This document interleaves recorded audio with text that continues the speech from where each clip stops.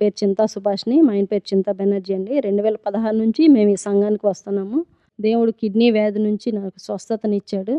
అప్పుడు 3 రోజులు నేను తీవ్రమైన జ్వరంతో బాధపడి హాస్పిటల్‌కి వెళ్తే వాళ్ళు "నీ కిడ్నీ ఒకటి పాడైపోయిందమ్మా. ఇంకో దాంట్లో పూర్తిగా ఇన్ఫెక్షన్ వచ్చింది" అని చెప్పారండి.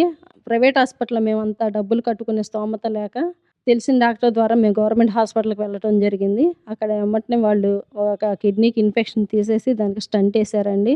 అయితే 2 సంవత్సరాలు నేను పూర్తిగా నడవలేని స్థితిలోనే ఇంట్లోనే ఉండిపోయాను.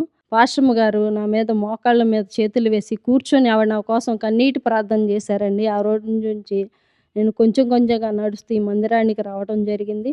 పూర్తిగా ఆరోగ్యంతో ఈరోజు నా కుటుంబంతో నేను కూడి మందిరానికి వచ్చి దైవ ప్రార్థనలో నేను పాలు పంచుకుంటున్నానండి. దేవుడు నా జీవితంలో చేసిన ఈ గొప్ప కార్యానికి దేవునికే వందనాలు చెల్లిస్తున్నాను. అలాగే దైవ సేవకులకి నా వందనాలు తెలియజేస్తున్నాను. ఈ గొప్ప సాక్ష్యం దేవుడు దీవించును గాక.